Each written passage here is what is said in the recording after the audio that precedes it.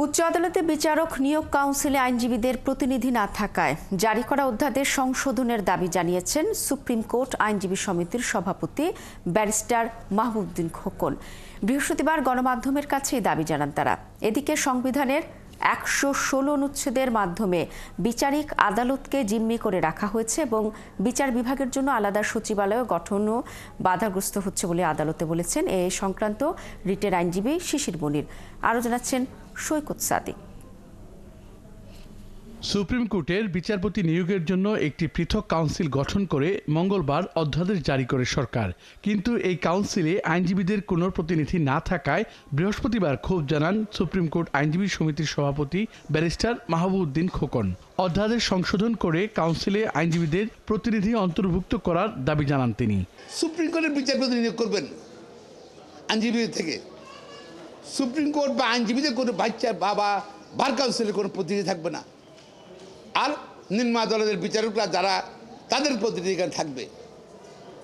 বিশ্বাস করা যায় 16 বছরে একটা মামলা করেন সুপ্রিম কোর্টে, অর্থাৎ কোর্টের সঙ্গে তার সম্পর্ক নাই, সে বিচারপতি হয়ে গেছে। 2 বছরে 2টা মামলা করছে, সে বিচারপতি হয়ে গেছে।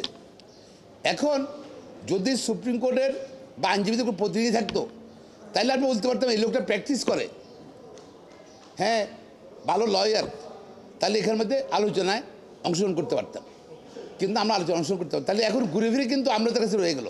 এদিকে অধস্তন আদালতের বিচারকদের নিয়োগ ও নিয়ন্ত্রণ সংক্রান্ত সংবিধানের ১১৬ অনুচ্ছেদ এবং বিচার বিভাগের আলাদা সচিবালয় প্রতিষ্ঠার প্রশ্নে রুলের শুনানিতে রিটকারীর আইনজীবী আদালতে বলেছেন এই অনুচ্ছেদের মাধ্যমে বিচার বিভাগের স্বাধীনতাকে খর্ব করা হচ্ছে। আমাদের পক্ষ থেকে আমরা সাবমিশন রেখেছি ১১৬ অনুচ্ছেদ সংবিধানের মাধ্যমে বিচার বিভাগীয় স্বাধীনতা প্রতিষ্ঠার ক্ষেত্রে একটি বড় বাধা।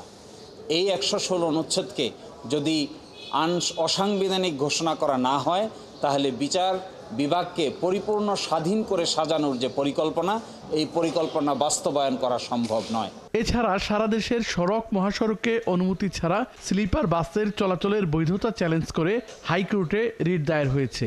এগুলাকে স্লিপার বানানো হয়েছে, যেটা দেশে আইন, সড়ক পরিবহন আইন বা সড়ক পরিবহন বিধিমালা কোনোটা এটাকে সাপোর্ট করে না। সৈকত সাদিক।